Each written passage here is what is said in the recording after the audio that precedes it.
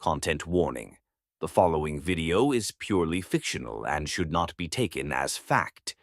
Viewer discretion is advised, as it may contain disturbing imagery or themes that could be unsettling or triggering to some audiences. This content may not be suitable for all ages. Watch at your own risk.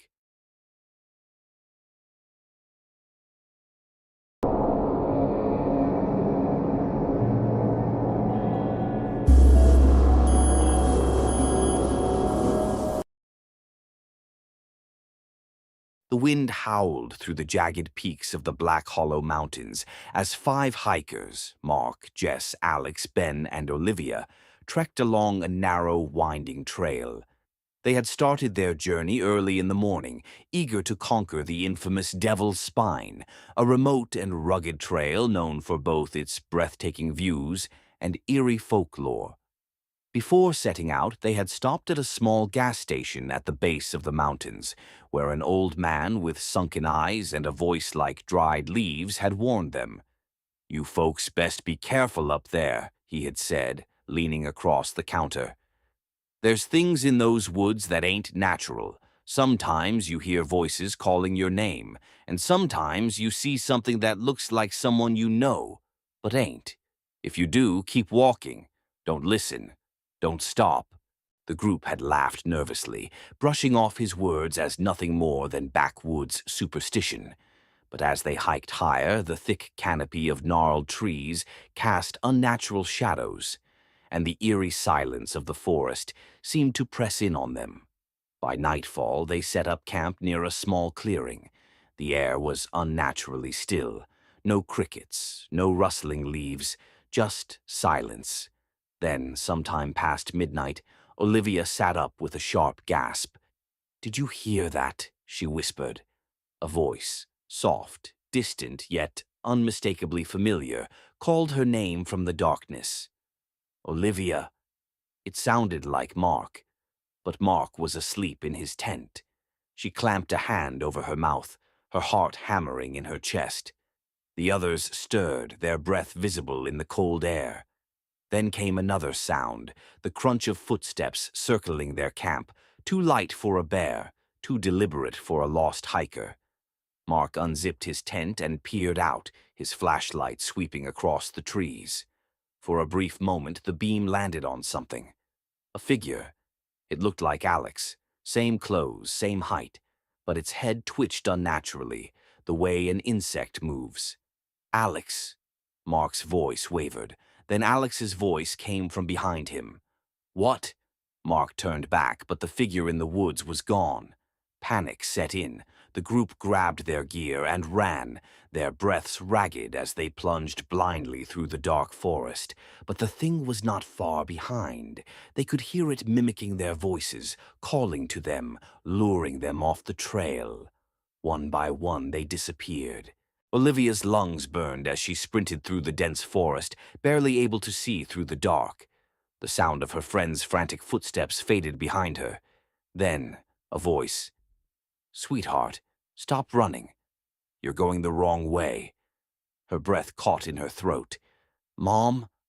A figure stepped out from the trees, a tall, thin woman, her face hidden in the shadows. Olivia's heart pounded. Her mother had been dead for years. "Come here, sweetheart," the woman whispered, her voice calm and inviting. Tears welled in Olivia's eyes. She took a hesitant step forward. Then the woman moved, too fast, too smooth. In a blink she was inches away, her face fully visible in the moonlight. It was her mother's face, but wrong. The eyes were too large, the mouth stretched too wide. Her skin rippled like something beneath it was shifting. Before Olivia could scream, clawed hands wrapped around her throat. Her body thrashed as the thing lifted her off the ground with inhuman strength. Its fingers dug into her skin as it pulled her closer, its mouth unhinging like a snake's. With a sickening crunch, it bit into her throat, silencing her before she could call for help. Blood gushed down her chest and her vision blurred. The thing held her until her struggling stopped. Then it released her limp body, letting it crumple to the ground. For a moment, the creature stood over Olivia's corpse. Then its body shuddered and twisted, bones snapping and reshaping, muscles stretching. When it stood straight again, it looked exactly like Olivia. It smiled, wiped the blood from its mouth, and walked into the forest. It had found its next victim. Ben ran alongside Alex, his breath coming in ragged gasps. The woods were an endless maze of twisted trees, and no matter which way they turned, they felt watched. Then, from behind them, Ben! Alex, it's me, Olivia, stop! Ben skidded to a halt. Olivia! Alex yanked his arm. No, keep moving. But Ben hesitated. From the darkness, Olivia stepped into view, her face pale, her breathing heavy. We need to stick together, she pleaded, looking between them. Where's Jess and Mark? Alex shook his head, his instincts screaming at him. That's not Olivia. Ben turned to argue, but then, where's Jess and Mark? The voice glitched. The exact same words, the exact same tone, like a recording. Ben's blood ran cold.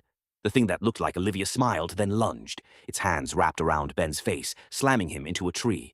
A sharp crack echoed through the forest. Ben's body twitched violently as his skull split against the bark.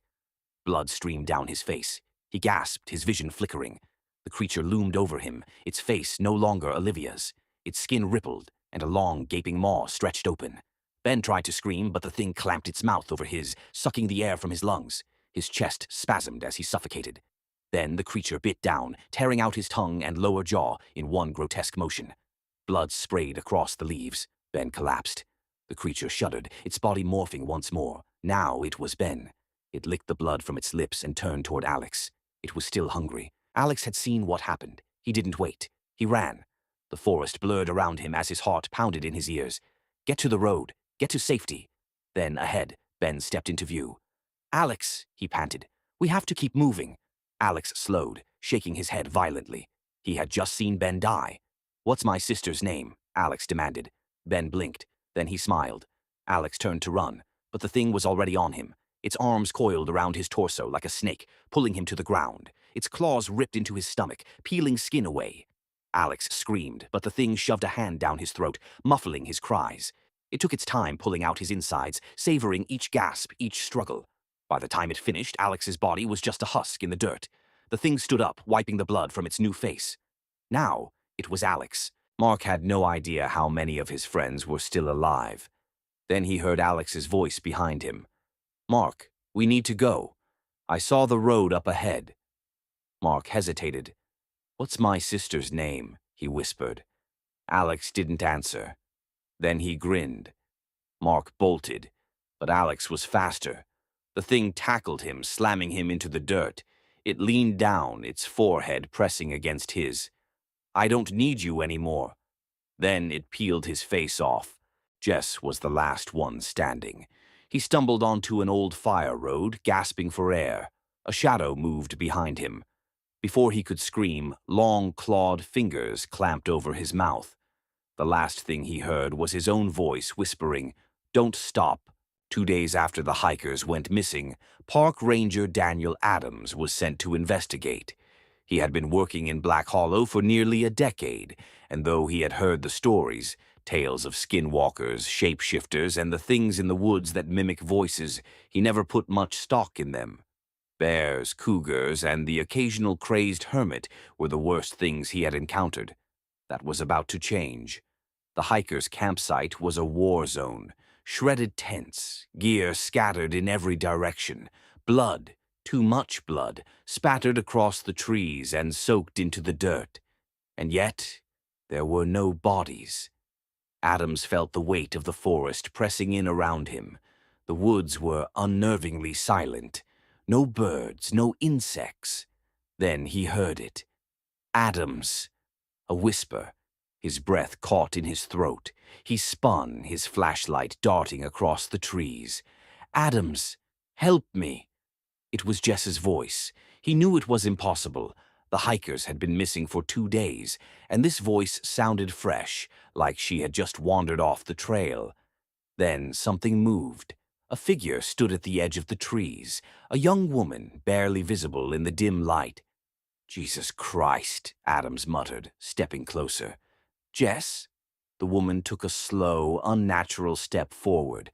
Adams lifted his flashlight and froze. It looked like Jess, but something was wrong. Her face was stretched too tight, her limbs slightly too long, her joints bending at angles they shouldn't. Her lips didn't move when she spoke, but her voice still came, echoing, distorted, like a radio signal from deep underwater. Adams, help me. His gut twisted. This was not Jess. Then it screamed, an unholy gut-wrenching sound that shattered the silence of the forest. It was not human, a sound like a woman wailing, a bear roaring, and something else entirely, a deep, guttural clicking that seemed to rattle inside his skull. Adams stumbled backward, drawing his gun. His hands trembled as he leveled it at the thing wearing Jess's skin. The creature lunged. Adams fired. The shot rang through the trees, and the thing twisted unnaturally, dodging the bullet with inhuman speed. It sounded like all 5 hikers at once. The air grew colder. Shadows seemed to stretch around him, closing in. He did the only thing he could. He ran. Adams sprinted through the dark, lungs burning, his boots pounding against the dirt trail. The thing followed, its distorted voice calling after him, sometimes Jess, sometimes Ben, sometimes his own voice. Then came another scream, closer this time, louder, more ear-splitting than before. Adams felt something just behind him, its breath on his neck. His truck was in sight. With the last ounce of strength he had, he lunged for the door, ripping it open and throwing himself inside. The thing was right outside his window. For the first time, it dropped the disguise. It stood on 2 legs, but was wrong in every way. Gaunt, stretched too tall, its skin mottled and sickly. Its face was a grotesque amalgamation of the hikers, their features flickering across its skull like a slideshow. It slammed a clawed hand against the window, leaving a smear of blood that was not its own. Adams gunned the engine. The headlights illuminated the thing's true face for just a second. Then it let out one final scream, so loud and ear-piercing that Adams felt blood trickle from his nose, before melting into the forest. The last thing he saw before speeding away was the torn remnants of his own badge lying in the dirt. By the time Adams reached the station, his hands were shaking so badly that he nearly dropped his keys. He barged through the door, gasping for breath. But something was wrong. Inside, standing by his desk, were 3 men in black suits. Federal agents. Adams blinked. Who the hell are... You were investigating the hikers, one of them interrupted, his voice cold, emotionless. Tell us what you saw. Adams wiped sweat from his brow, still catching his breath. Something in the woods. It wasn't human. It mimicked their voices, their faces. It was a bear, the agent interrupted. Adams frowned. The hell it was. That wasn't a damn bear. The agent's expression didn't change. He took a slow step forward. It was a bear, he repeated. His voice was calm, but there was an edge beneath it. Adams's stomach twisted. I know what I saw. It wasn't a bear. The agent sighed, then reached into his jacket. For a horrifying second, Adams thought he was pulling a gun. Instead, the man slid a photo across the desk. Adams looked down. His family, his wife and daughter standing in their front yard, smiling at the camera. Adams' throat went dry. We trust you won't say anything different, the agent said smoothly, as you wouldn't want anything to happen to your family. Silence. Adams felt his heart pounding. For the first time that night, he felt true fear. His jaw clenched, his hands curled into fists at his sides. Then, slowly, he nodded. The agents exchanged a glance. The man who had spoken gave him one final nod before picking up the photo and tucking it away. Good. Then, just as quickly as they had arrived, the agents left.